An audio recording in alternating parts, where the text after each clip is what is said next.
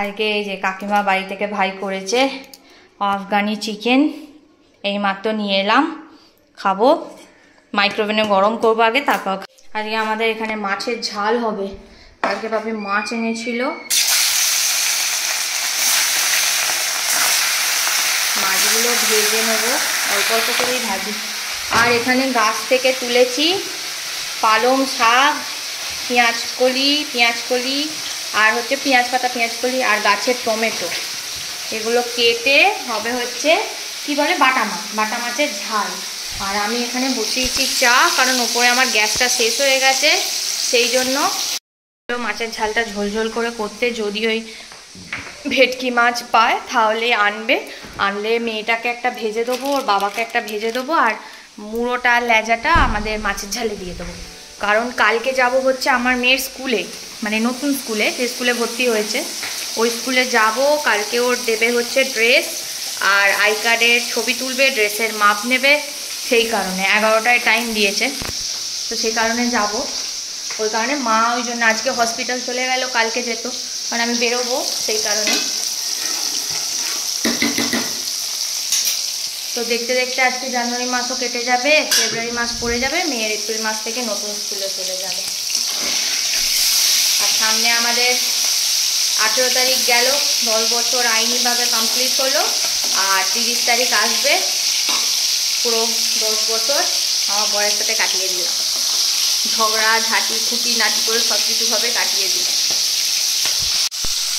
মাছগুলো ভেজে নেবো, আমার চা হয়ে গেছে, চাটা মাছগুলো ভাজা হয়ে গেছে, এবারে আমি দেবো, হ্যাঁ ও এক হচ্ছে, কড়াই দিলাম কালো জিরে, দিয়ে দিলাম গাছের টমেটো,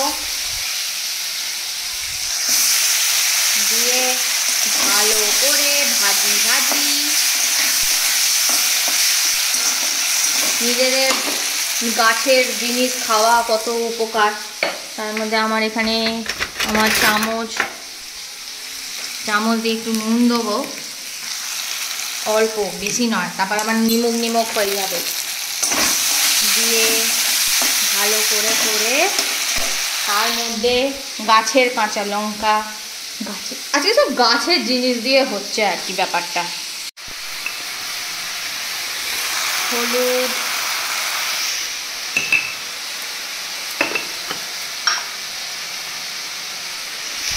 ঝাল লঙ্কা,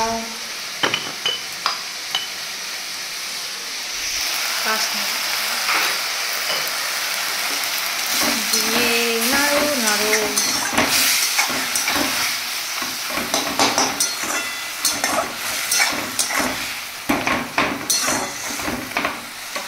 দিয়ে জল দেবো, জল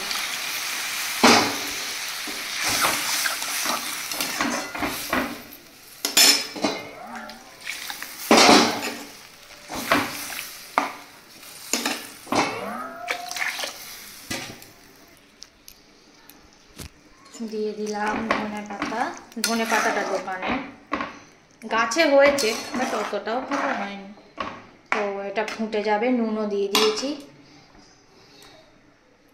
ফুটে গেলে মাছগুলো দিয়ে চাপা দিয়ে দেবো।